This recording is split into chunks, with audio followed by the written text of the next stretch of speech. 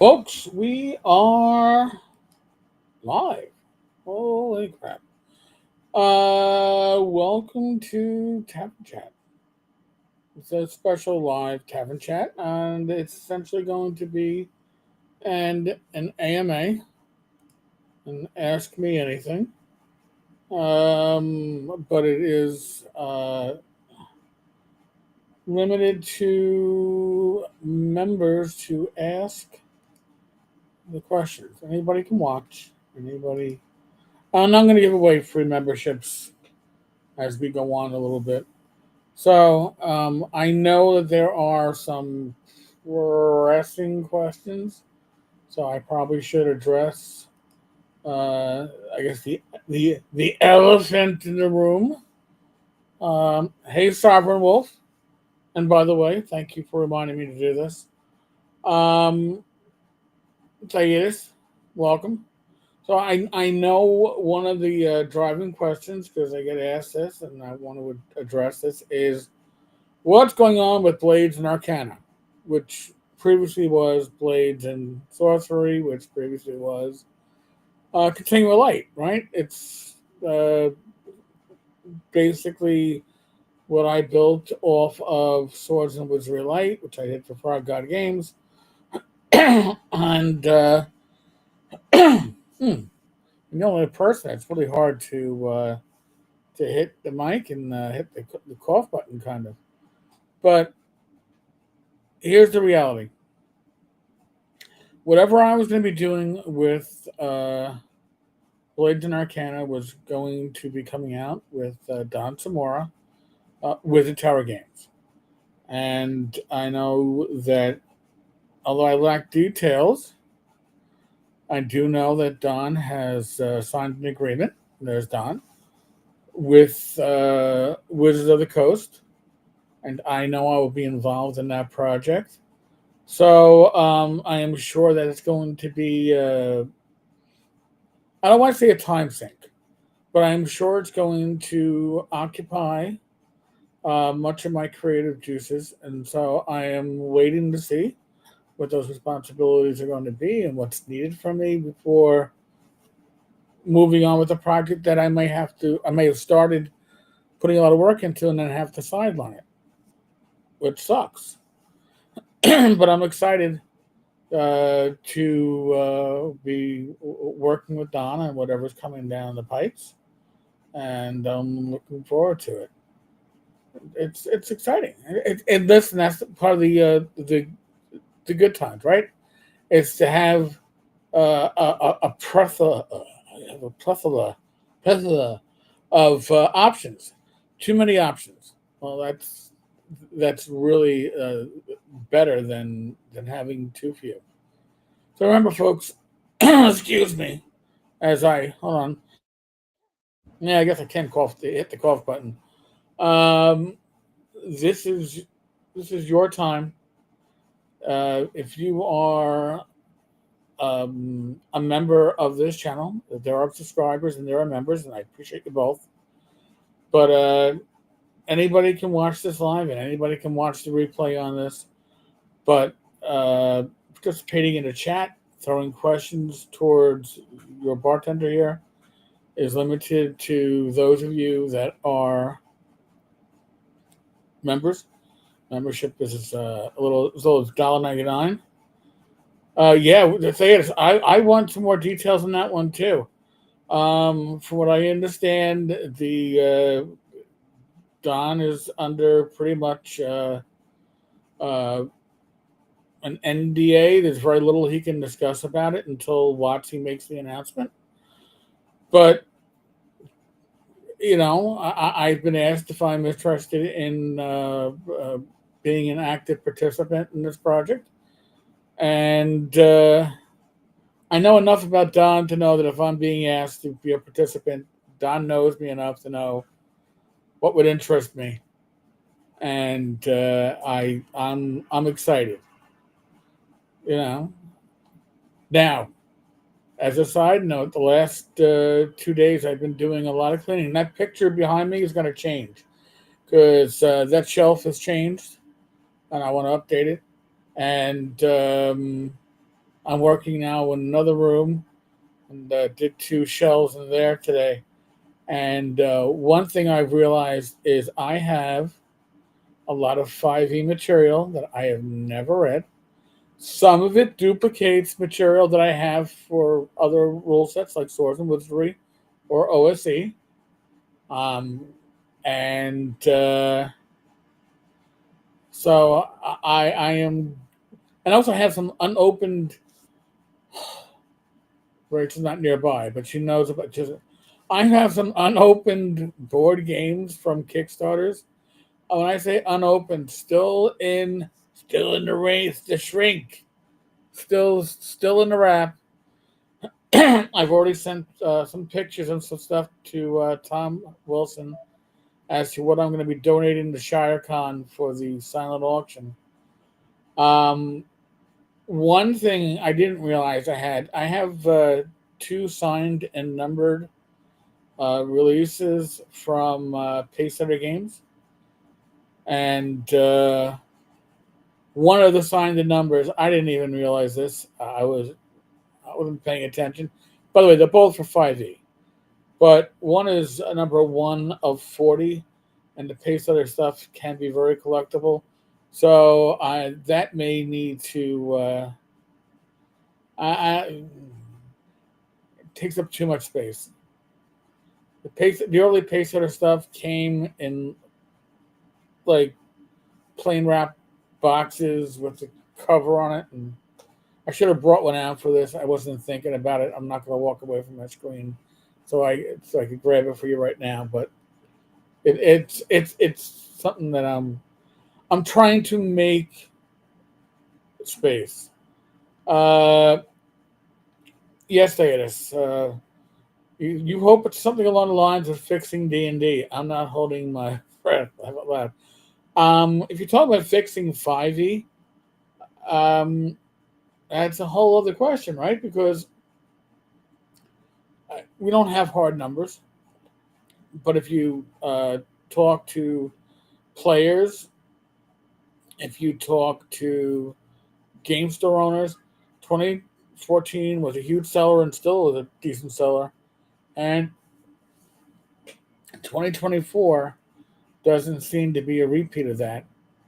Besides the fact that many groups, I would say most groups of 2014 players, aren't moving on to the new rules. So, Matthew, too many books and RPGs. Oh, the problems we all have. Oh, God. So, to put this in perspective, so the shelf that you see behind me on this screen here is one of three shelves similarly stacked on that bookcase. Plus, I got a display shelf up on top that you can see a little hint to.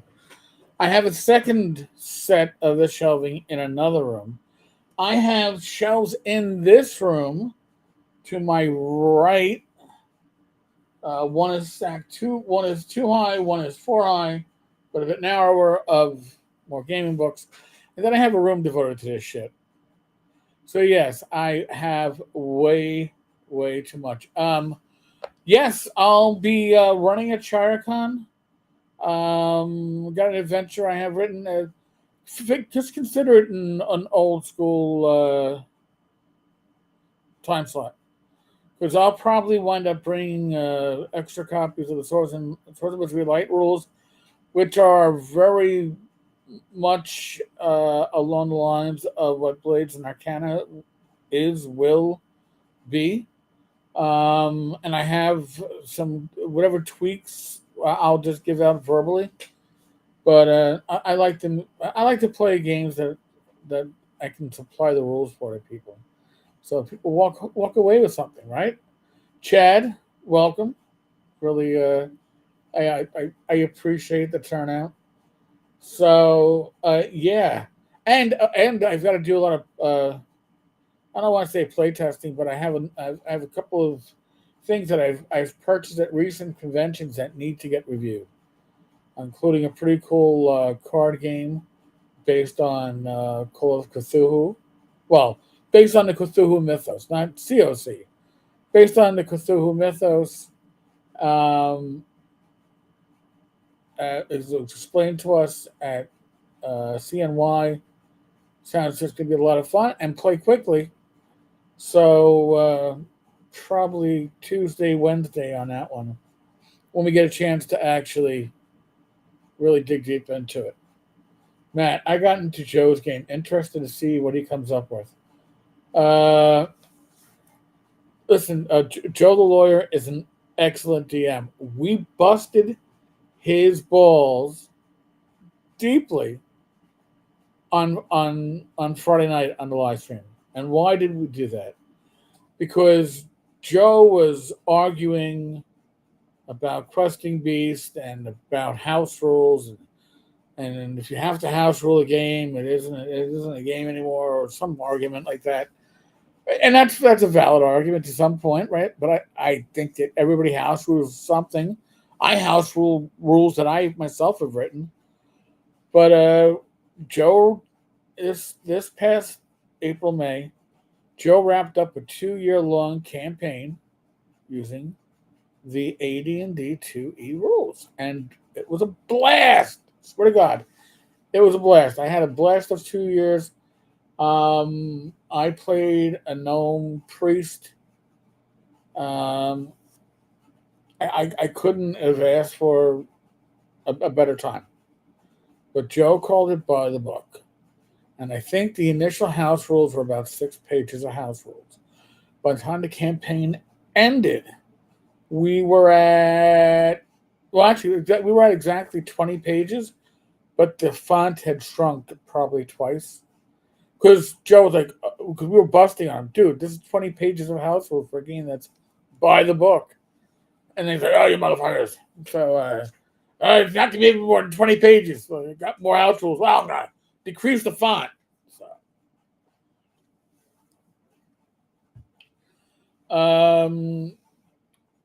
with the Tower Games, Don. Well, looking forward to working with you. I think a lot of people are going to be very happy. I listen.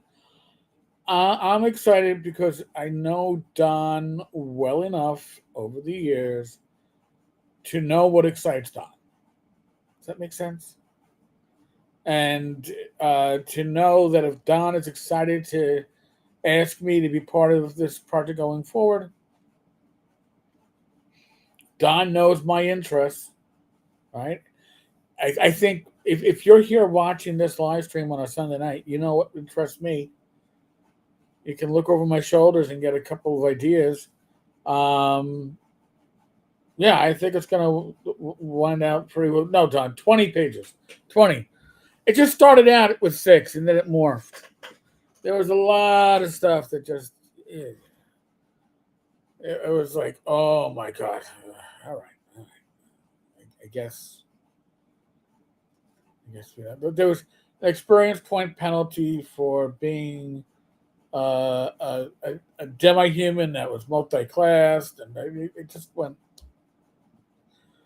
It just went. Actually, there's a penalty for just being a demi-human. Come to think of it, I wasn't a multi-classed demi-human. I was a gnome priest, but using the Forgotten Realms pantheons from second edition, which I may have had the book on my bookshelf. I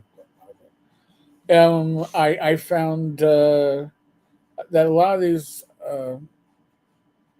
the clergy in that book, depending on your god, got the one I picked was a trickster, so he had access to illusionist spells, but he also got some thieving abilities, multi-classing for multi-classing. So I have over 200 pages for 5e, but I rewrote all the races and classes just to make the game palatable. Well, then, Sayedis, you didn't house rule. You wrote a new game using the OGL, and that's fine. That really is. So give me a second here. YouTube's. What I need to do is I can't give out um, memberships without being in the chat.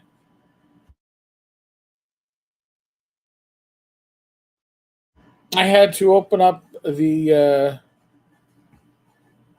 I had to open up the whatchamacallit, this live stream in a second window directly in YouTube, so I can, in a few minutes, give away a couple of memberships to those who aren't actively members right now. But and that's the excitement of it, right? That's I love giveaways. One thing I missed from StreamYard was the giveaway tool, which reminds me, by the way, I did a live stream with Glenn Hallstrom and Glenn Seal and gave away Glenn's latest Rycroft, and the person I contacted via email, who contacted me via email at first, so I know the email address is correct, never got back to me. So I don't know where to send this stuff. I guess if it waits another week or so, I'll hold on to it to the next time we have Glenn on, and then I can give it away again. But again, I do miss the StreamYard giveaway tool, which was like a raffle. Yeah, you got included just because you were chatting. But hey, hit me up with questions. If I can't answer it, I'll be blunt about it. I'm not going to tiptoe around it. If I can't answer it, I can't answer it.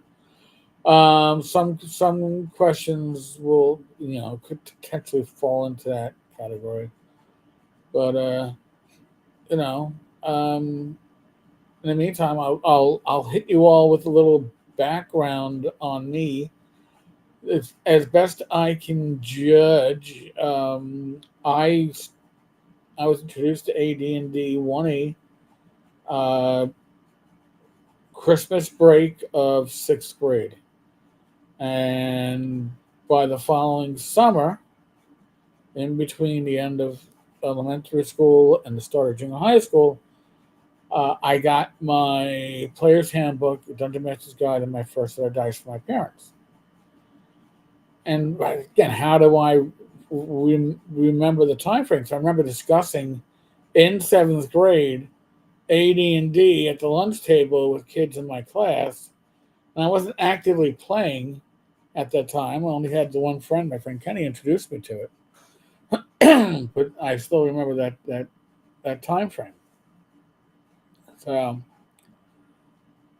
Kenny had an interesting story about me. He was a couple of years ago.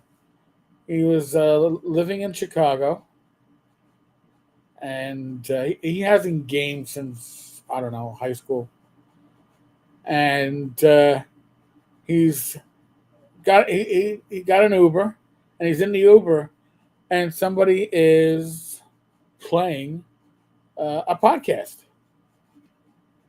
And I say a number of years ago, this is before I was doing the YouTube stream, but I was doing Anchor. And he goes, he's like, the voice sounds familiar. So he asked the driver, "What are you listening to?" He goes, "Oh, I'm listening to a podcast." "Oh, what's it called?" Talking Crit. He goes, "Who is it?" He goes, "Oh, it's by Eric Tenkar." And Kenny knew what the name the last name that I use on online. He's like, "Holy shit!" I goes, "I have to go to Chicago to hear my best childhood friend on a podcast."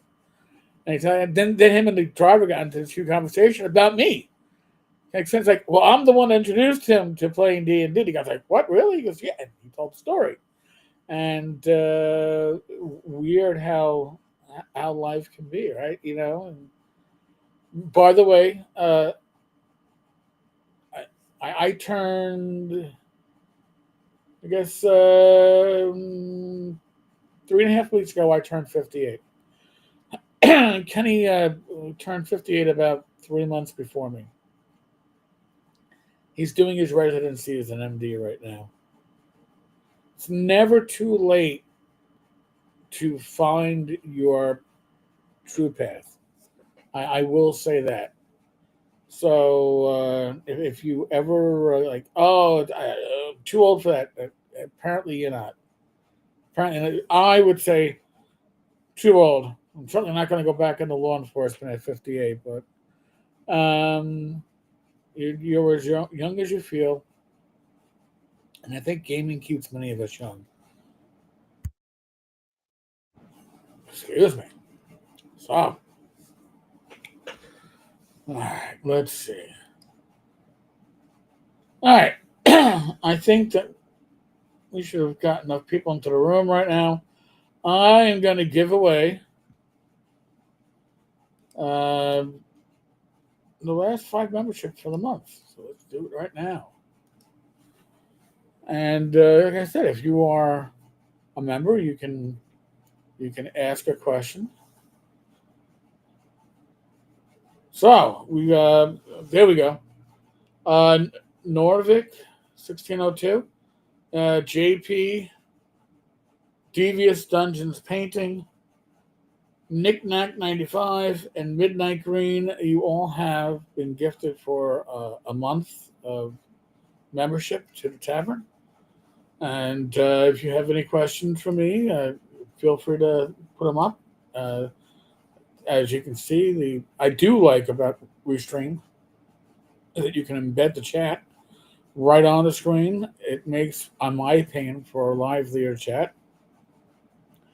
Everybody gets to participate and gets to see that stuff put up there in real time. And you don't have to necessarily just look at the side screen. And the chat doesn't matter whether you're watching on Rumble or X. All the chat is is seen, and I think that's an important thing if you're going to do a live stream is to make sure that those that are chatting with you, those that are having that conversation that's adding to what's going on, get seen. Now, also as members, in addition to me, I should be doing this semi regularly. It should be about a month. These AMAs. But in addition to me doing this, a lot of the videos that go up that aren't necessarily timely. Listen, if it's breaking news, everybody gets it in real time. But if there's other stuff that's not as breaking news, sort of, like I'm going to be doing a video on Critical Role and how they are not using their own system, Daggerheart, for their next season, which kind of counterintuitive. They're going to be using 5e, and why is that? That's going to go up to members first, and then probably 24 hours later, give or take, it'll go out to the wider audience. So, and honestly, your membership allows small things, but the small things add up, right? I got a lot of stuff that I want to review, and I'm finding that too as they dig through, in some cases, literally piles of games. I got games piled up on one of the two kitchen chairs that we have. That my wife is like, "Did you get to that yet?" I'm like, "No, Rach, I haven't gotten to that yet. I'll get there." Um, but there's stuff that I want to review. I want to go over, and if I'm going to review it, I can review it on the blog side, or I can review it here. And I find I get more feedback here on the video channel. Yes, Don, thank you. Support the channel. And I listen. We've got about 40 paying members on a monthly basis, and that astounds me. It really does, because that is people just literally giving back, and it's $1.99. You can't buy a cup of coffee. You could probably get a can of soda at a restaurant, but you can't even buy a cup of coffee for that, which is kind of scary. And I'm not a person that's a coffee drinker, so I don't know all these terms for coffees at places like Starbucks, latte, grande. Like, grande is little.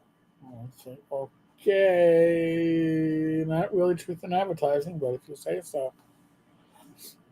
But what else? What else do folks not necessarily know about me?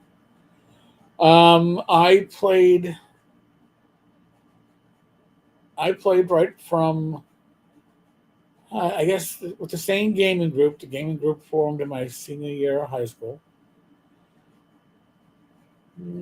Got to know these people in my junior year, but my senior year is where I met these guys in uh, AP Advanced Placement Pascal class, which only lasted one semester because nobody wanted to go back for the second semester. The teacher knew nothing.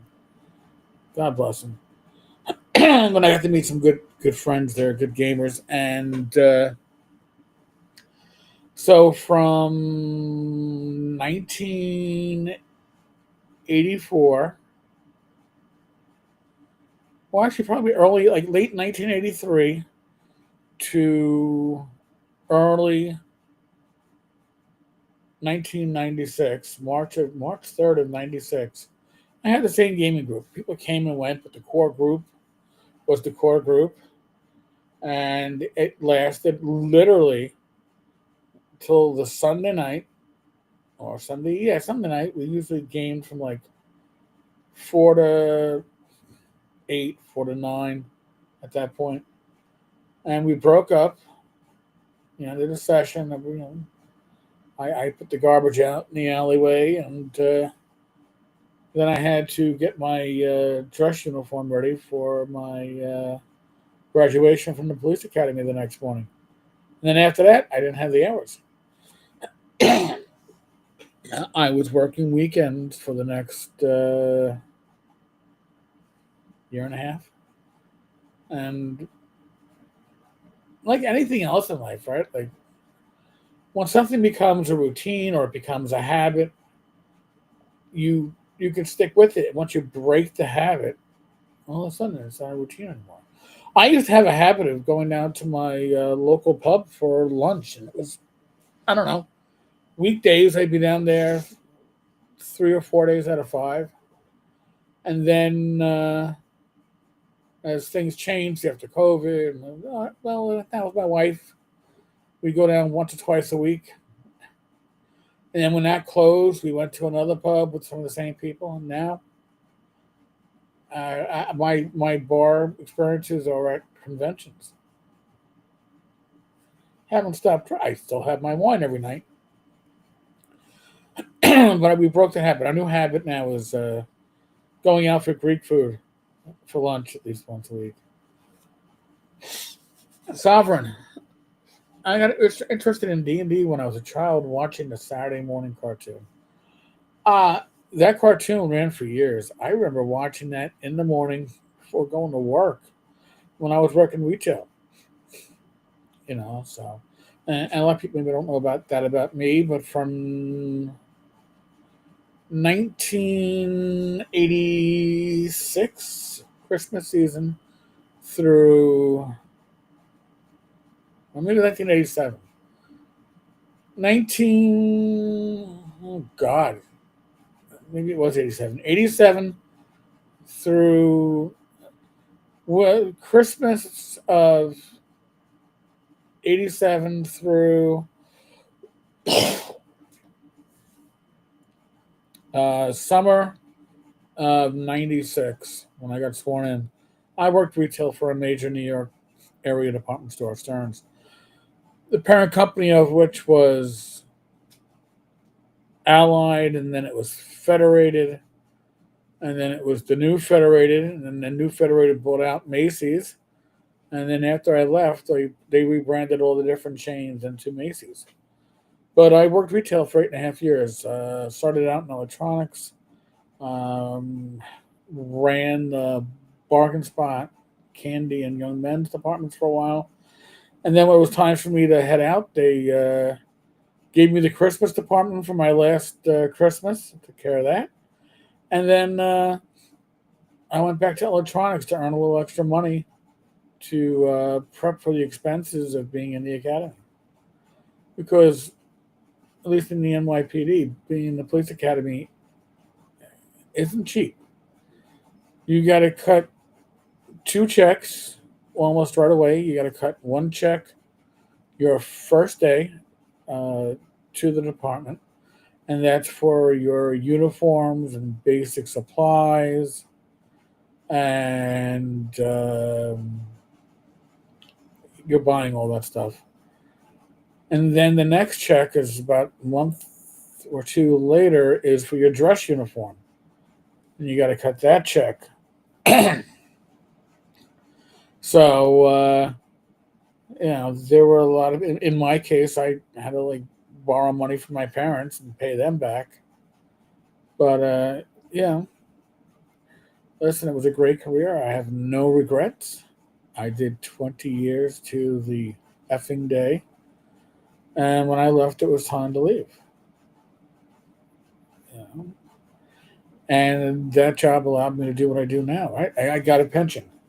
Say what you will, but I made a career choice that probably paid less than most of my friends and most of my gaming group that I still see once a year. In that gaming group, we have the core of us is five, two sets of brothers plus me. One set of brothers works at Deloitte. One is a VP. One is a tech manager for the East Coast.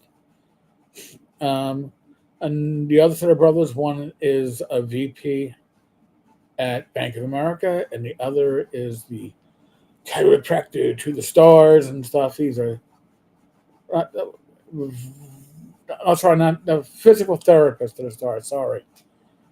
Um, these guys make probably more money than I ever made in my job, but as they put it too, I was able to retire at 48. They'll be still working probably at 68. So you make some career choices. There's always a give and take. Um,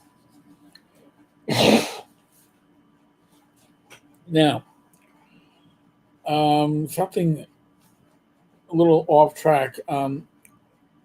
I've been in a couple of like training things last, I don't know, 6 months with, of all places or all groups, YouTube.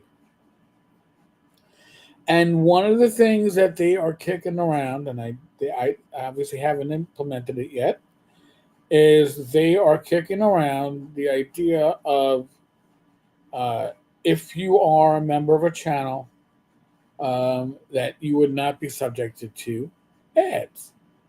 Now, I think that's pretty cool. And I will say that I actually pay for YouTube Premium because most of my big screen TV viewing is YouTube videos, whether they're news or history or pundits or, I don't know, the mobile home dealer out in Florida. This is this is how Rich and I watch most of our TV viewing on the big TV. And I'll be honest with you, there if I could just pay for a handful of channels, maybe five for $1.99 a month, it's a lot cheaper than the YouTube Premium that I'm paying because there are probably five or six channels, and I watch more than anything.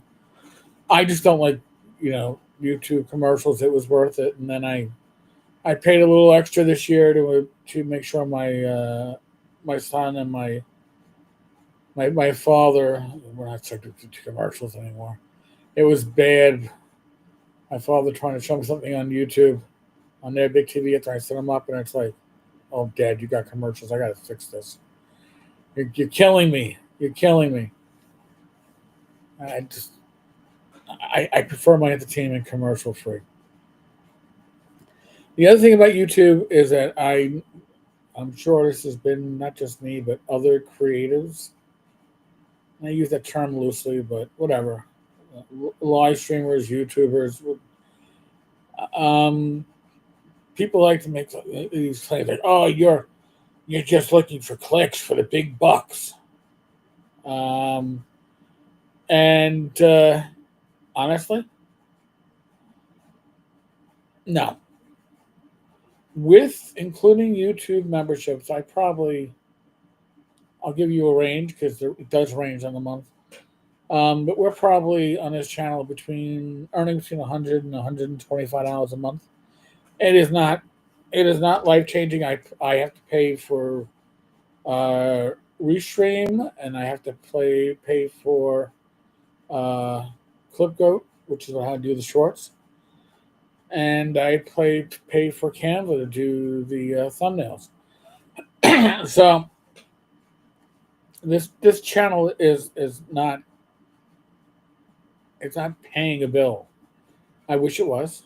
I'm not saying that I don't.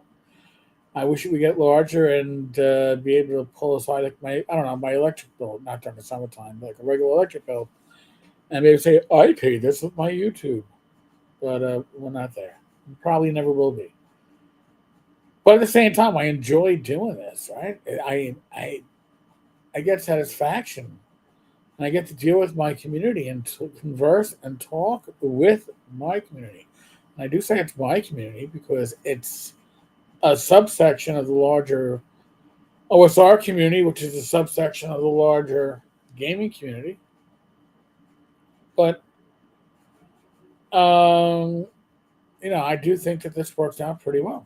So catching up on the chats, John, we got rid of DirecTV. I've only watched one or two channels, and it was way overpriced. I'm really close to giving up FiOS, Verizon. We have it for cable and we have it for the internet. And all right, football season's coming up. I might turn it on for a few games, but I can do that with over-the-air antenna. I probably will. I probably should just get one, install it, see how it looks, see what channels I get, and then decide to be a cord cutter or not. Mike Burke, thank you for joining. I do appreciate it. And then therefore make a comment, man. Make it pay for you. T. Taylor, you don't have the largest subscribers, but your opinion carries a lot of weight in the OSR community. To what do you attribute this? Okay. So I indirectly or directly, I will tell you that everything that you've seen me accomplishing in this community, and I've been doing here, I'll go back and do a quick check and give you a date as to when like the blog started, correct? Because that was my start. The blog was my start. So let me go to the blog page here. And I started doing the blog in 2009. So I've been doing the blog for 16 years. And by doing a blog, and it was one of the top OSR blogs when blogging was real, when blogging was where people went. And there were times when my traffic was right up there with EN World. But times change, right? And I got asked. Listen, I give credit even to people who I don't get along with these days. But Vince Florio asked me at my first North Texas to jump into a podcast with him and Glenn, and to be an extra voice. Worked out okay. And then Vince asked me to be a co-host with initially him and Glenn on the Brainstorm podcast, which you can't find. It was good. By the way, it was a really good podcast. We did a good job with that. But you can't find it because it was nuked. And I did, Save or Die for a couple of episodes with Glenn and James Spahn until we got ghosted by Vince because he was supposed to be one of the four, but then it was just the three. So I was part of a number of podcasts, and then I did the Anchor. People like Tim Schwartz showed me that you could do Anchor, and I did Anchor. And I had done YouTube videos in the past, but they never really went anywhere. Go to the early ones. See the Feltothraxis one of my favorites. But in any case, Feltothraxis and Vornheim. You can't get much better than that. I started doing Anchor, and then as I got more confident doing Anchor, I made the transition to doing YouTube, and I've never looked back. Theatis, I have a question. What is OSR? Don't use your typical answer. You know it when you see it. Oh, I can't call it pornography? It's like pornography. I know it when I see it. Um, I think OSR is a very personal thing, right? So for me, and I can only speak for myself, for me, OSR is any game that draws mechanics and inspiration from a rule set of D and D from the original rules through any of the variations of Basic and Rule Cyclopedia, uh, 1E and 2E. People have different cutoff points. I think those are all, if your game emulates that or simulates that, it's going to be OSR. Um, I think games like DCC and Shadow Dark, they they emulate, but they don't simulate, right? So it's like saying you're going to a classic car show. I think I used this example the other night. And here you are, and you're looking at two 57 Chevys. All right. And you're like, wow, these are beautiful cars. And the one engine turned on, and it's like, and the car rattles and shakes a little bit, but man, it's got that authentic original sound. And you look inside, it's got all the original equipment. Maybe the seats are a little bit nicer, and maybe there's a more modern dash. Maybe the guy was like, "Ugh, I have to have my MP3 player," and he added that. But it is still original or refurbished parts. And then the next car next to it, immaculate looking. They turned the engine on it, and it just hums. It is like it's purring like a cat. And you look inside, and it's a totally new dashboard. The seats can go all the way back, and they're automatic. The AC is kicking. It's got digital everywhere. Yeah, but the outside looks like a 57. That's Shadow Dark. That's DCC. That's other games like it, and they can be a lot of fun. Are they OSR? They are OSR-esque, maybe. And then you have old school gaming. Old school gaming. I played a lot of that, right? I ran a summer of RuneQuest. I ran that's the classic Chaosium RuneQuest, Pavis and Big Rebel. I ran Warhammer Fantasy Roleplay First Edition. I ran Paranoia First Edition. These are all old school games. Different rule sets, but they're all old school games. I would say with them the cutoff is, I don't know. For me, it's when I stopped gaming, right? 96, 97. Came back like 10 years later. But all this happened because Rachel encouraged me to do it. I got sidetracked from that. But Rachel's the real impetus for where I am in this hobby. Because when we were dating, and I had a one and Castle Crusades is another OSR-esque. I was playing in a weekly Castles of Crusades game on Fantasy Grounds on Saturday nights, which is great when you're not dating anybody, but when you're dating, Saturday nights are pretty important. And Rach would insist that I game on those nights, get her home so I could game. And I was like, this woman, and she didn't really understand games, she just knew it was important to me. And that's one of the reasons why I knew I found the right woman. So let me get back. Mike, happy support. I've learned a lot just by listening to you guys rambling while I drive to work. And it's nice to find a hype, no nonsense free corner of the internet. I try to listen. Here's another thing that there are channels my size or even a little bit larger, maybe even smaller, that do sponsorships, advertising.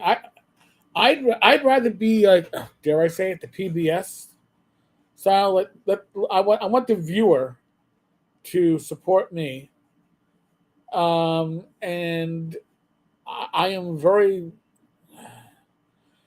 I've had offers over the years, whether it's on the blog side, the podcast, this channel, from some people probably had good intentions to well, how much would it cost for me to buy a spot, an advertising spot. And it's like, and then you throw out a number that you think nobody's going to hit, and then they go, I could do that. And you're like, let me think about it.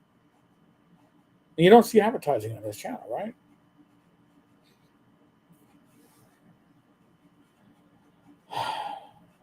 Elk, thank you.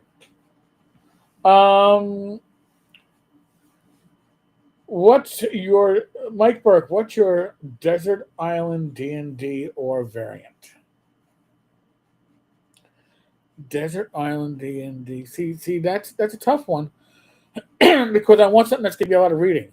So, because otherwise I would say I would take Continual Light with me, and then Lifetime of Gaming. I got my 7 levels plus covered, and what more do I need? But if I'm on a desert island, I'm by myself. I probably want like oh god, ooh, Axe Second Edition or something like that, or Joe Block's Second Edition. So I want something I can read, you know. So I don't know. That's not an easy one.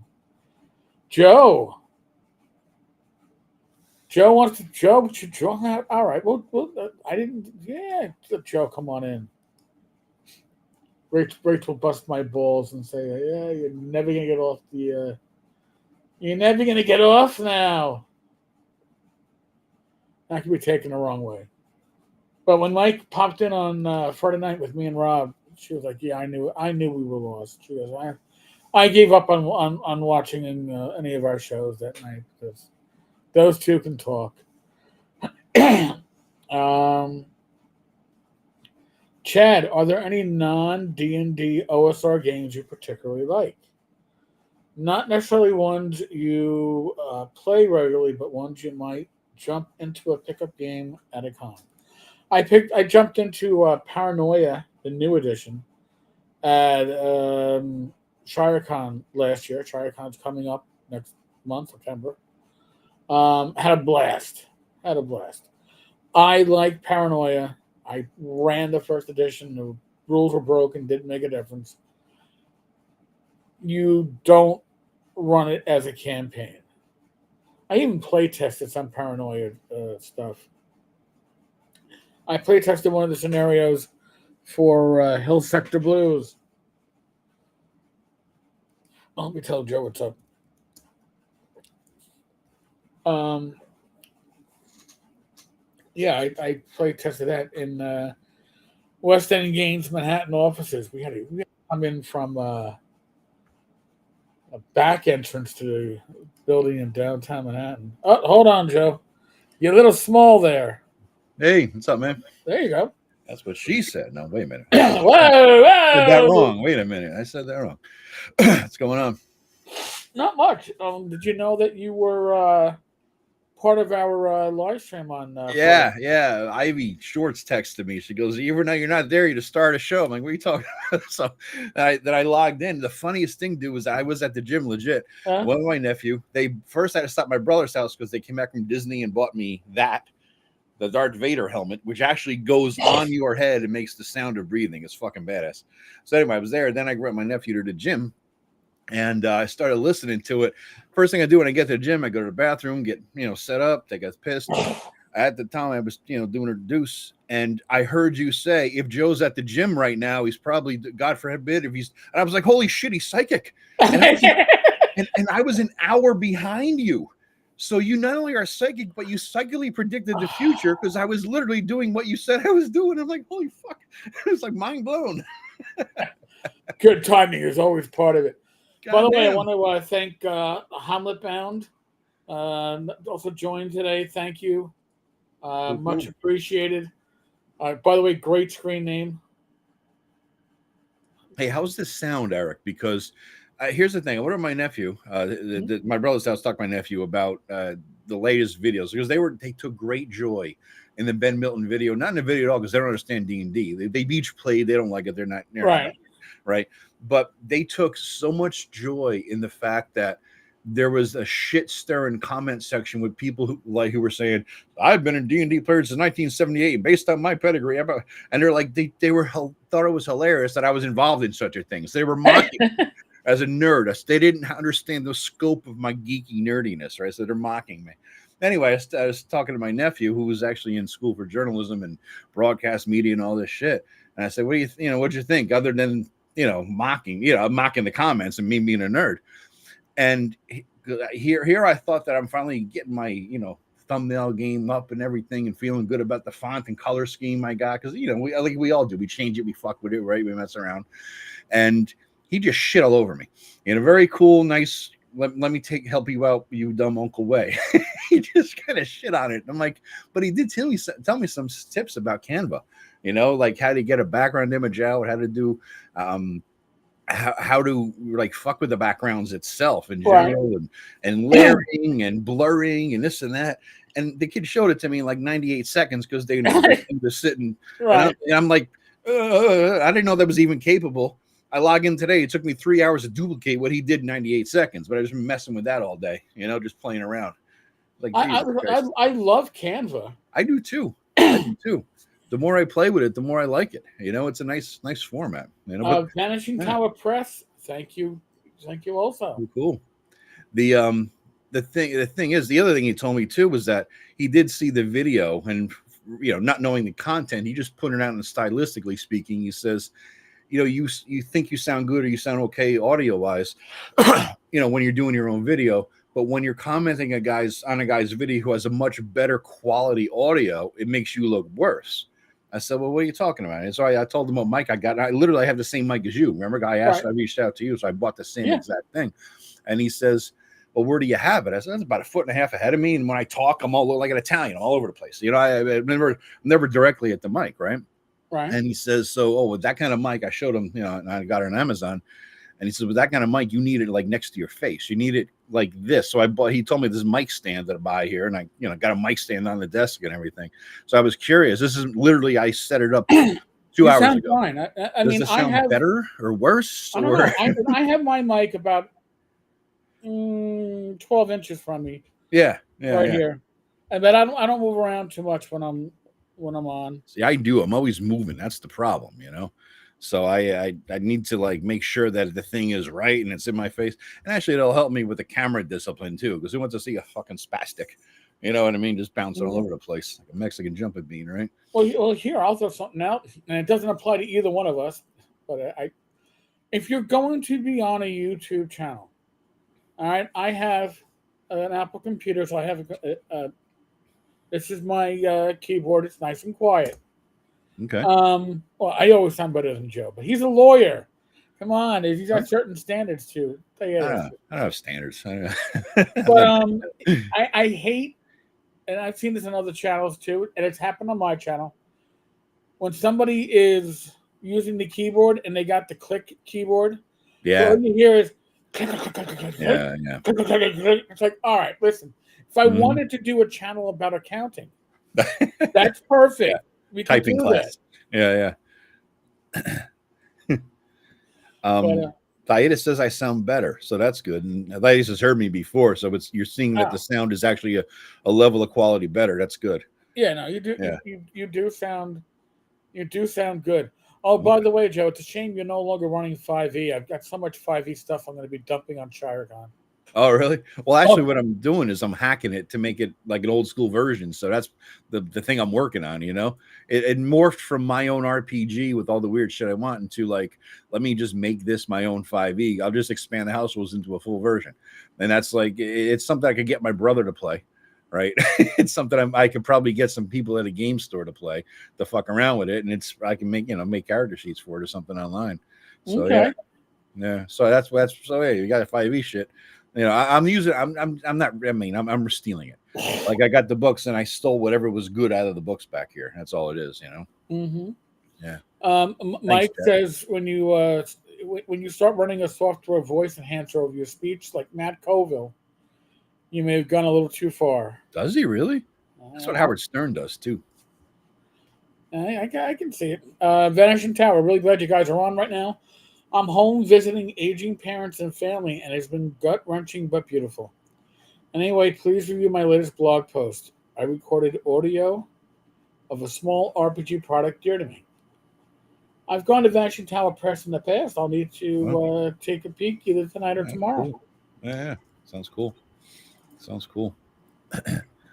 Yeah, so I caught, like I said, I caught the first 20 minutes of the video, you guys, from the other night, Yeah, Friday that night. was good. Yeah.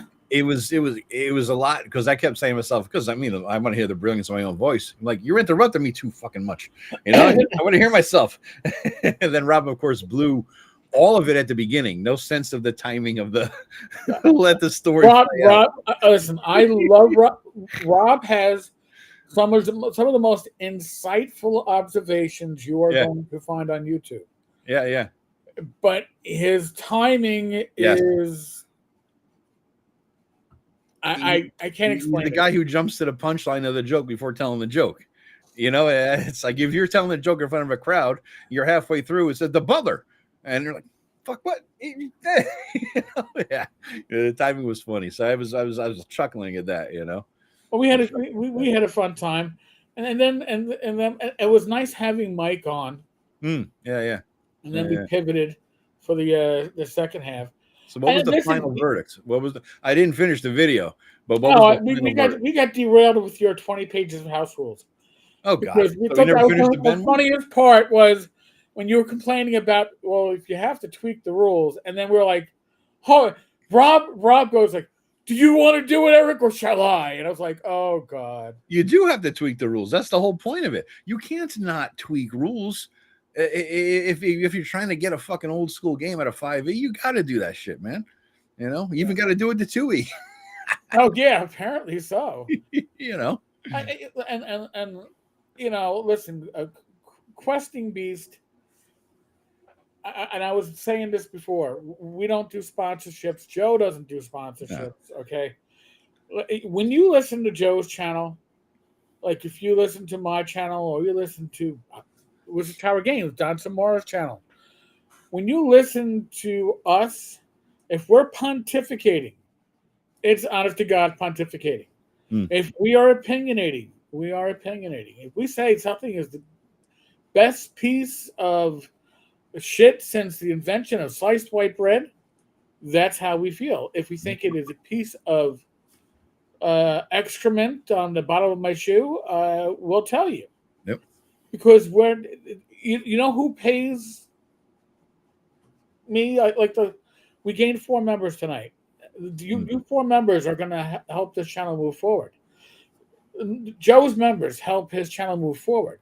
Subscribers to get the word out, help the channel move forward. We are what PBS should be without any political bias built into it. Just talking about things that we love. And Joe and I will have greatly different opinions about individual stuff, but for the love of the hobby, we are on the same page. Yeah. I agree. It's interesting because you say that I'm having a little drink and a little puff here tonight. So, but I'm just thinking about, we are a different style of channel too. When the way we present ourselves, there's no affect. There's no, oh yeah, it's a radio voice Joe. None of that bullshit. We're not putting on airs, or we're just going. I'm sitting here in my underwear. I'm sure you probably are too. This is the kind of fucking channels we got, right? This is one of the rare times I'm actually wearing shorts. Oh, really? All right. Yeah. But that's just the kind of channel. That's what we are. We don't come on with funny glasses or outfits or anything like that. It's basically, this is what you see is what you get. And I think I was talking to Alexander McCree about the style of channel and stuff, and he was saying that because he used to work for an online social media company. I forget what the hell it was called, but it was a big company at the time, and worked with or owned or something. But he was saying that there's 2 different styles of creators like this. You know, he says there's the polished ones with all the great video and editing, and you could tell the, you know, good sound quality, and they put on like it's a production for a television show. And then there's the guys who just come out and start talking. And he says what's interesting is that once you go one way, you can't go back, because the fans of those types of channels like that style more than they like you. They won't stay loyal to you. Basically, you lose your people when you try to go like regular. You know, it's as if Howard Stern, when he went fancy, he lost all his crowd. Right? He got you know, instead of throwing baloney and strippers' asses, he got like, you know, like he's fucking something important because he hung out with Jimmy Kimmel. And so that's like the downfall of Howard. He lost all his old people and got some new people. Right? And that's the same kind of a thing. So if we ever did try to change our style to be more like Ben Milton, Questing Beast guy, or like DM Lair, or like Matt Colville, or those guys, we would lose what we had, because we wouldn't come across as legit, because our people like us as legit. They like the fact that we're no bullshit, and what you see is what you get. And once you go the other way, people start to question you. The people who understand character will start questioning how do you change from this to that? And did you sell out? Yeah, exactly. You know? It'd be like yeah, you did sell out, you know. And so, and the people who like the character of the style of those Questing Beasts and the highly polished shows, they don't appreciate the way we do it, because they think the way the presentation is all wrapped up in the style and all that kind of shit, if it's not high quality, then what they're saying can't be worth anything. Like, who wants to see a guy in his fucking second bedroom here, you know, with Darth Vader behind him, just spewing out bullshit? They think that you need to have the polished turd to make it not a turd, right? You know, so there's two different types of audiences, and there's very few people have a good crossover between the two groups, you know. Well, I think Mike Burke said you can't fake authenticity. Yeah. There are certain ones. Professor DM. Dan. Yeah. Dan can kind of cross over, and he has high production quality. But if you meet him in person, it's the same freaking guy. He's a regular dude. Yeah. A regular dude. He's just he's just cleaning up. I mean, I had an inspector. God bless her. So she was in charge of training, and I was in a 2-week long training. And she comes up to me and she goes, "Eric, I got to tell you something." And I was like, "Oh, God, what is it, Inspector?" She goes, "You clean up pretty well, but unless you're in training, don't bother cleaning up." And I was like, and I kind of cocked my head. She goes, "It doesn't look right for you. Wearing the shirt and tie." And she goes, "You clean up pretty well, but it's not you. Yeah. It's not authentic." Yeah. No, I get that, man. When I go out, you know, I go to like dive bars, and sometimes my old hometown, which is a really shithole town, you know, and I'll sit in a dive bar, and everybody thinks I'm a truck driver or something like that. You know what I mean? And it's like, yeah, you're a truck driver. Yeah. And they assume the way I walk, carry myself, dress, talk, the whole bit, right? That's the vibe. You know, like my brother was saying, there's a meme going around with big tragedy. Within 1 week, Hulk Hogan and Ozzy both died. And he says something like, there's a lot of 50-something-year-old white men with a forklift driving license who are very sad right now. But this is it. I love Ozzy and I love Hulk Hogan. It's my peeps, you know. It's there you go. The thing, man. Yeah. I saw a few Ozfests, man, back in the day, about 3 or 4 of them at least in Hartford. You know, really? Always good times. Yeah. Because they always had a bunch of other cool bands there too. You know, we're out there on the lawn. There's this Meadows, a place called the Meadows in Hartford. I don't know what the hell it's called now, but back then, because you're up on this kind of a, you know, steepish lawn, like 45-degree angle, and you're watching the show from the cheap seats back here, right? But nobody's bugging you, so you can smoke or drink or whatever the fuck. Whatever you manage to sneak in, you know, you can do back there. And just watching the show from afar, still, it was a good time, man. And it was a damn good time up there. The whole vibe. He always brought it, you know? He always brought it. I was like, for me, that was the Ramones. You know, I was like, really? Went to a Ramones concert. They never went in half-assed, man. Oh, and God. If you ever listen to, a Ramones song on the radio, they're not live, right? Yeah. You can understand everything that they're pretty much singing. And rock, baby. Yeah. Rock. But when you see them live, somebody clip that, please. Yeah, when you see them live, Every song begins with "What the fuck?" and then they go just as fast through the You're song. They're absolutely right. doing a song that on the radio takes 3 minutes. They're done in a minute and 20. They prided themselves on that. They were, they have to go to Yeah. a concert and do a certain amount of songs on their set or whatever. I saw them one time in a weird theater. It was badly lit. It was almost like a church hall vibe kind of a place.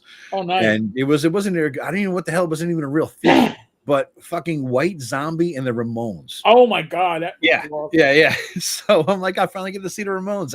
I'd seen White Zombie, but they were cool. But finally got to see the Ramones, so I'm like excited. And so they get up there, and exactly how you said, Eric, they would just, their songs would normally do a 45-minute set, but they knocked it out in 27. You're like, Yeah, they started like. End of song. Next song. It's the same fucking thing every time. and then there's people crowd surfing, and you're like, Yeah. oh my god. Yeah, The crowd surfing was fun. I did it once. I remember, but even then, I was a bigger guy. I wasn't gonna put the. I know they wouldn't carry me. I'd fall on my head. Yeah, but oh god, I played Archie Bunker. Those were the days. Yeah. Right. They were the fun '90s. Mid to late '90s were a good time, though. Yeah, Good time. Yeah, yeah, you were work. I heard you grew up. working in a department store. I was working Yeah. I was in law school or working a shit job. Yeah. Then you grew up and you got responsibilities. Damn it all to hell. Yeah, bills and bullshit. Yeah, the role playing game, real life, bills and bullshit. Bells and I see. We were told by Tim Kask I could not do Blaze and Sorcery because Blaze and Sorcery became BS. Yeah, it's true. I knew I liked the BS. Hey, Yeah, want yeah, to play a little BS? I'll meet you at the table and play some BS. It's actually good work though, dude.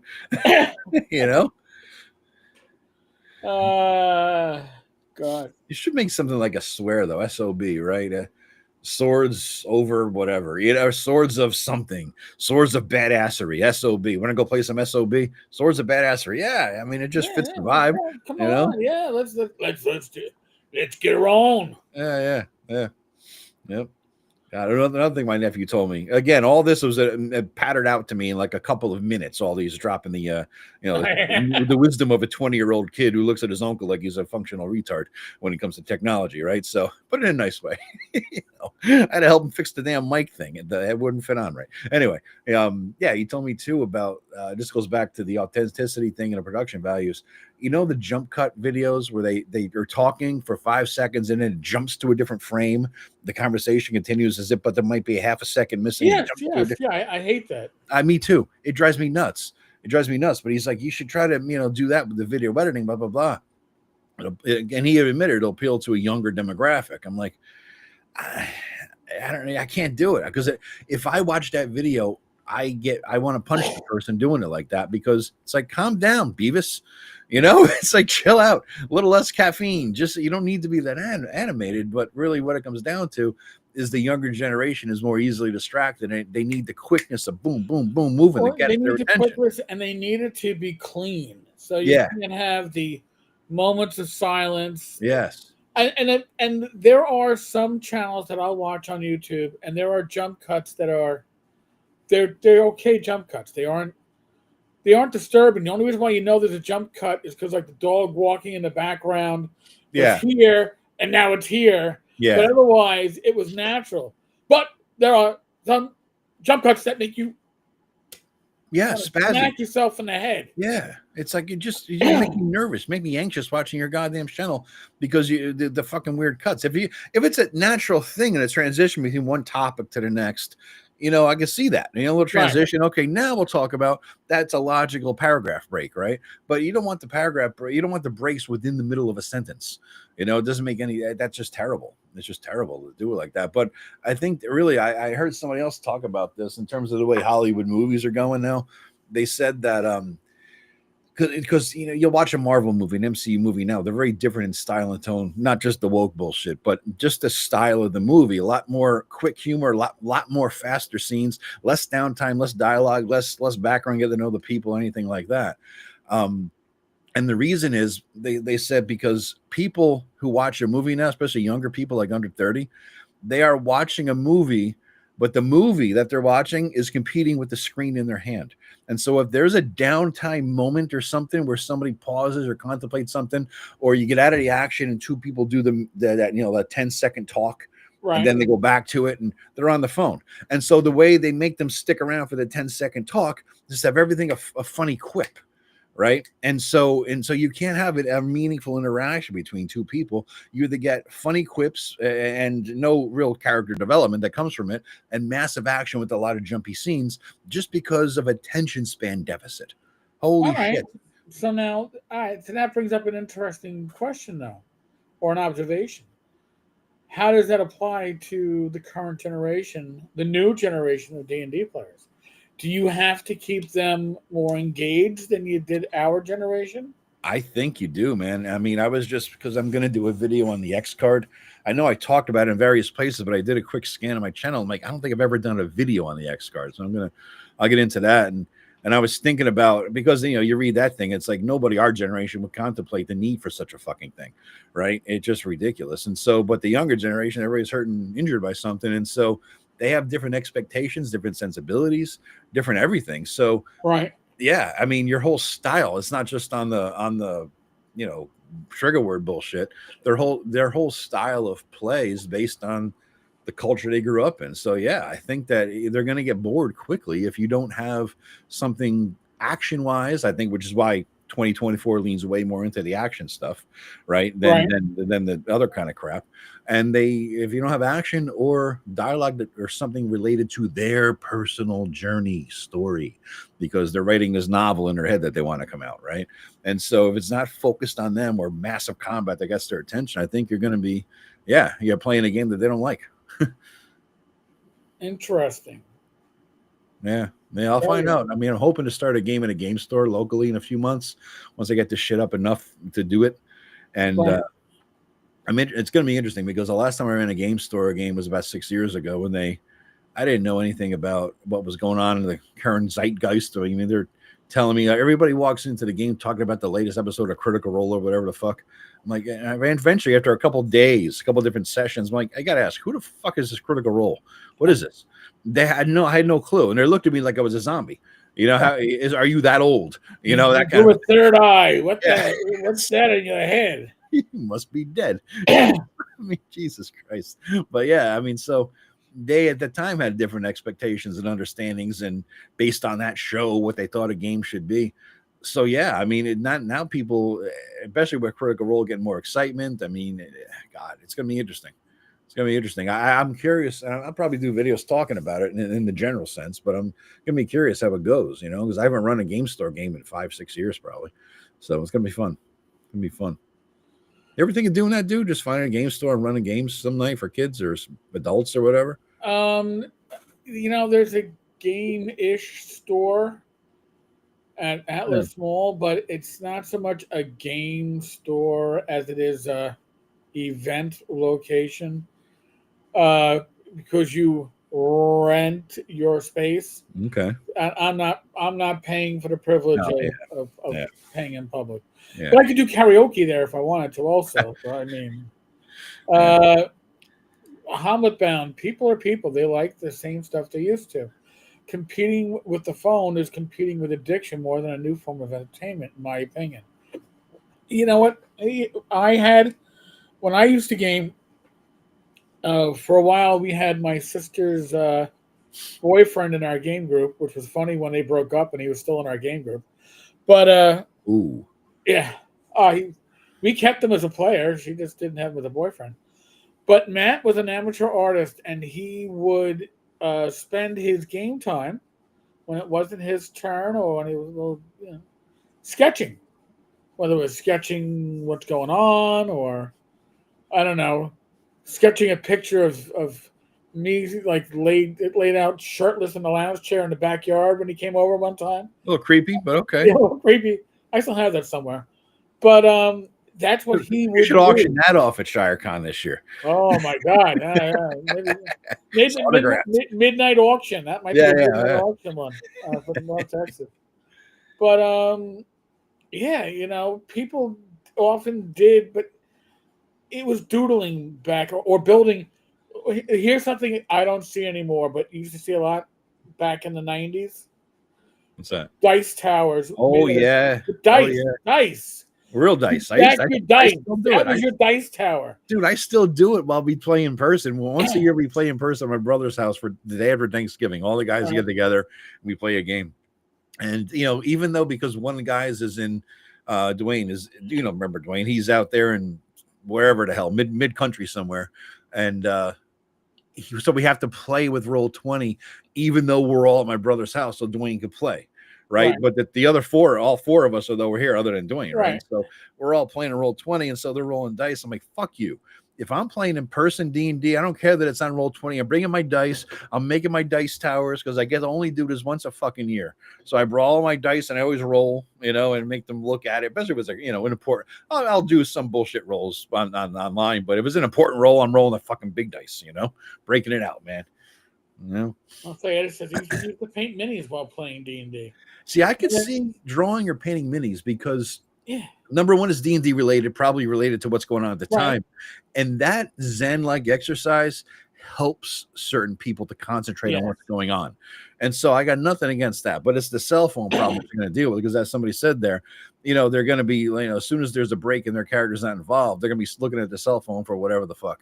And what I'm contemplating doing is banning cell phone use at the table, except maybe during breaks or something.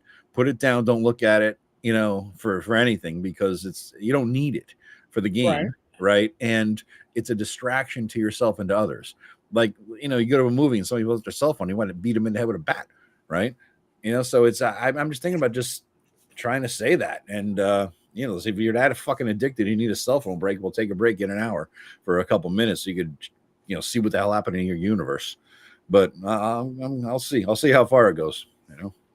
Okay. Yeah. That sounds good. So Yeah. I'm trying to think, what else have. This is an impromptu. Yeah. What iron rations? You have That's true. That's true. Iron rations and got to get the old logo up. Oh my god! I got that somewhere. Yeah. Yeah. It's funny when you open it up to everybody, right? We made it the NPC thing. It just became a whole different vibe, didn't it? Yeah. It's strange. The random party generator. Yeah. It became a different thing. But it is true. We don't know who we're gonna have. It's twice a month, and it's just like, it's like, all right, what party are we assembling this time? Yeah, random Avengers unite. Yeah, you don't know what the hell it is. We're like the West Coast Avengers. Oh God, yeah. Are you looking forward to any of these Marvel movies? You follow it and everything and track it. You know what? The only thing I'm looking forward to, I guess, right now is the, I guess, on HBO Max when they come out with the Green Lantern series.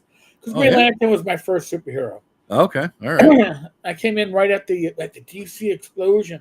Comic books went from 35 cents to 50 cents. My God. For 3 months, and then they went down to 40. But so Green Lantern, Green Arrow. How that was a combination besides their color, I have no idea. But that's what I started my comic booking on. It wasn't. I would buy Marvel comics when I had money burning a hole in my pocket. Yeah. Nothing to read, and then they'd be like, "All right, let me see if I can find an Iron Man or Rom Space Knight, whatever the heck it was." It's funny. I never had money burning through my pocket when I was a kid. We were broke, and so I couldn't afford the comics. But I didn't realize this until later in life that there was there was 3 main comic companies, right? DC, Marvel, and then some other tiny little shitty one, which was based in a town a couple towns away from where I grew up. Well, there was Charleston. That's what I'm talking about. Yeah, Charleston. Yeah. There was also Whitman, but Whitman was just usually just restamping. Like leftover comic books. Charlton, though, is Charlton Games. There's Charlton Comics was 2 guys who met in jail.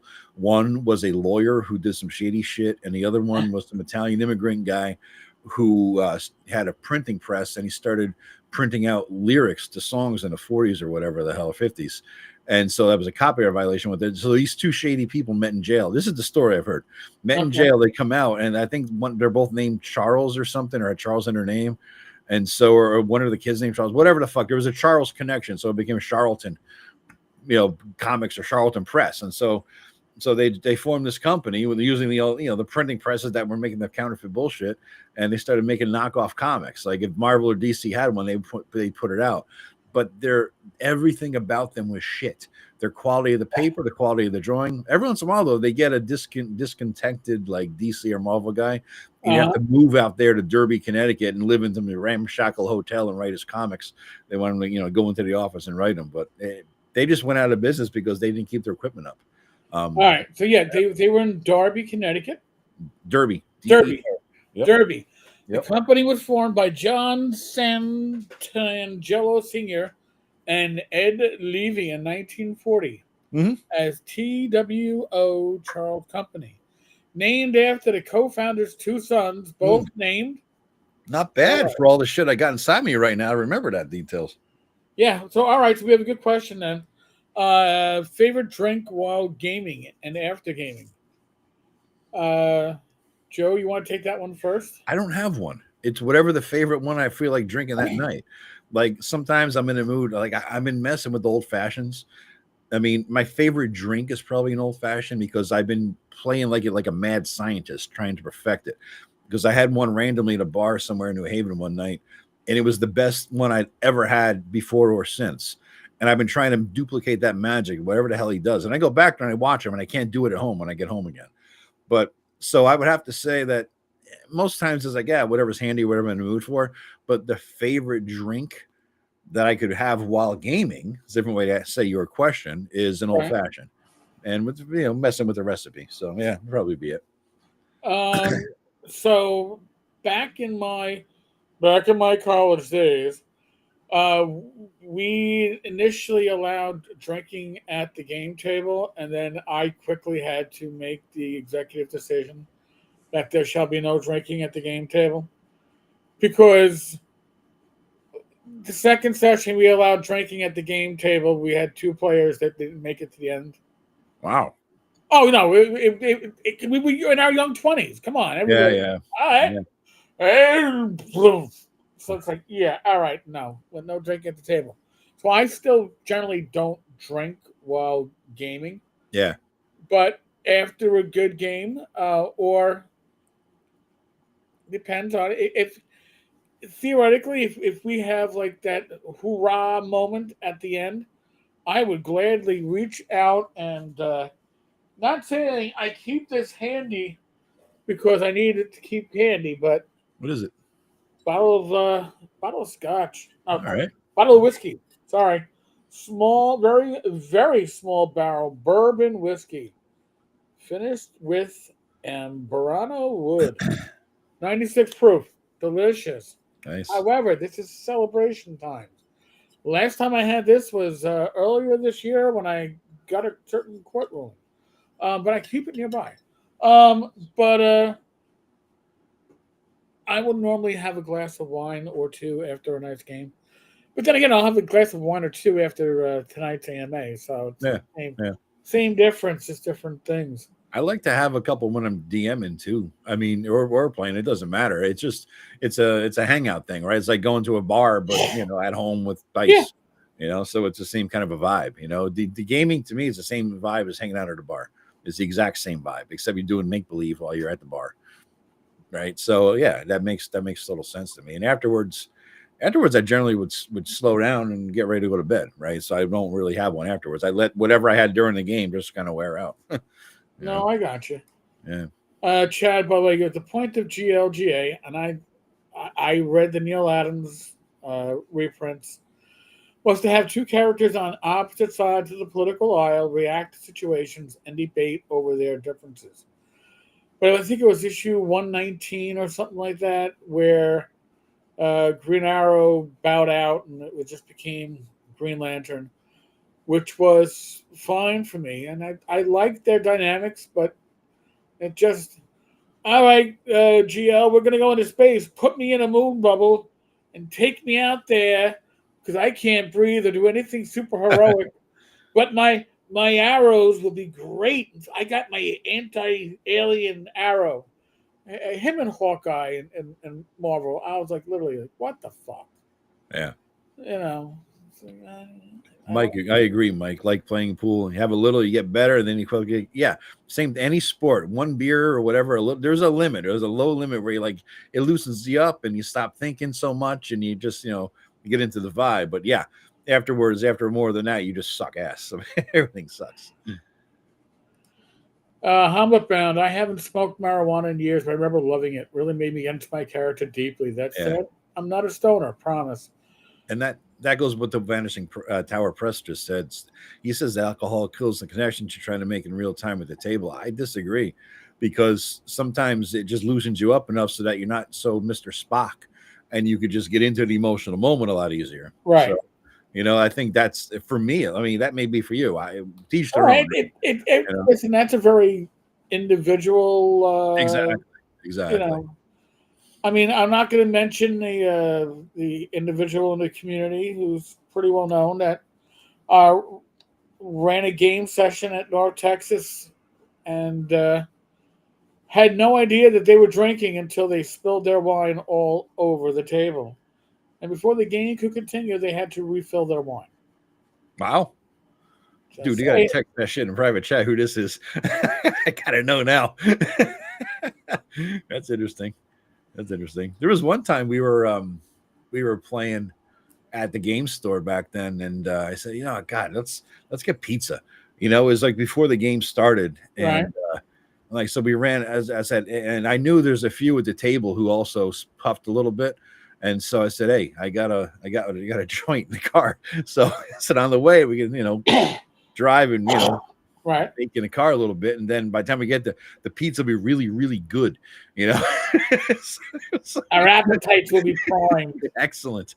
So we shot out to the pizza place. We got the pizza for the group because we're all there a little early, So we had a few and we got back to the place, and the game was much better because we're all a little bit happier, a little bit stoned, had a good time. It was, it's just, it adds to it. It's like booze, anything else, it adds a little bit to it.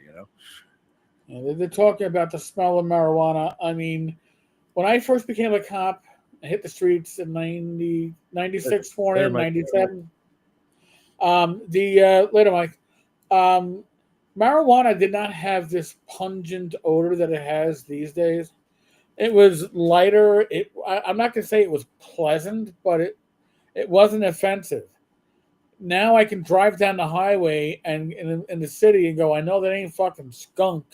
Why am I smelling like somebody is smoking in my face Yeah, while I'm doing 55 on the highway? it's insane, dude. So It's insane. The yeah, cities, all the urban centers. It's like you walk down the street, you could get stoned. yeah, It's something else. It really is something else. I mean, every time we go to Manhattan, right? I was reached out to PDM. I was saying maybe a Columbus Day or something. He goes, it's too early in the school year, so maybe a little later we could all get together. But yeah. every time I go through the city, every time we all get together or whatever, it's more and more weed everywhere, everywhere. It's Although I insane. gotta say, my neighborhood has gotten better, and I don't know why Yeah. the change, but uh, Hmm. there was a point where I could not open my windows in the summertime. I would either get air pollution or noise pollution. Did your place Uh, gentrify recently or something? Are you I, I gentrifying I up? I think the partying Filipinos that were diagonally All corner right. the corner to my yard, Yeah, yeah, I think that they moved. I yeah, don't know what I would assume that they were all like nurses and techs. yeah. But man, when because they would have like parties in the middle of the week, Wow. so they had like weird schedules. Yeah. But oh my god, and their parties would start at like 7 a.m. Jesus. Probably getting off shift, and it would rock until about 2, 3 o'clock the next morning, and you'd be like, "Oh my god! All right, I gotta turn my I gotta close to do a live stream or record a video. and I closed my window and turned the AC on to maximum, That's funny. hoping that background noise would block out the other noise. There are certain ethnicities that like to do that. I don't know. I didn't know Filipinos are. I do know from personal experience. Puerto Ricans, they will start a party early.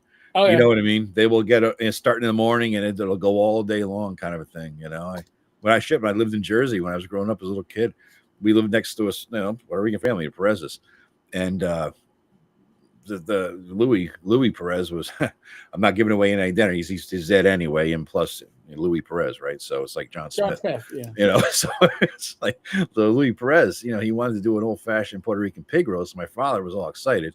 They were drinking buddies, and so let's do it. So they got the pig, they got the barrel, the whole they cut a barrel in half and welded it on. They did the old school way, and right. they weren't all high tech. They put a spit that they had to actually turn all fucking day, right? All Right. goddamn day they're turning this goddamn several 100-pound pig, and it had to start at 5 a.m.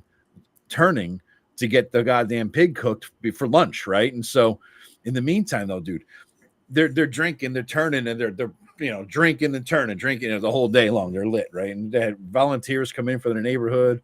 Oh yeah, come and help us turn the pig. And then so the implicit thing is then bring, you could have some of the pig, right?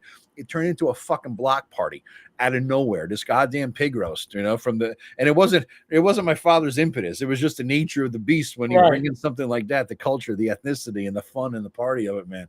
But and the smell of the pig wafted through the town, and people would drive around. Where the fuck is that? Where is it? What is it? And so the cops would come by. I've never seen cops in our neighborhood ever. They come by like 10 times that day, check out a little bit of the pig, But we actually tore the fence down between our 2 yards. We had a fucking block party out of the blue. That's so I get you say the Puerto Rican thing. It might be that. Yeah, I'm sorry, the Filipino thing, just an ethnicity thing. Well, it certainly could be. Yeah. Well, I'm gonna pull a plug on tonight. All right, coolio. Pretty good. Thank you for joining in, Joe. Yeah, no problem, man. We're wrapping up, and I saw you pop, so I'm like, yeah. So between the freebies and the people signing up, we put on I think 9 or 10 members. Really appreciate it. I do put up polls that are usually members only on YouTube. If you look at the post area, remember if you are a member, you'll get a lot of the videos earlier than others. And otherwise, listen, you support this channel. I do appreciate it. If you're on Joe's channel, Joe would appreciate it. The whole thing, like, subscribe, the deal. I never say it enough. I never say it, dude. I never. It works. I just never do it, Thank you, Hamid. I really do appreciate it. Yeah. All right, today's Sunday. I believe probably Tuesday afternoon. Potentially, Glenn and I will have an afternoon live. I got to reach out to Glenn. And then Wednesday, Thursday, Friday, your normal 8 p.m. live streams. Gamers Health, 8 p.m. Saturday.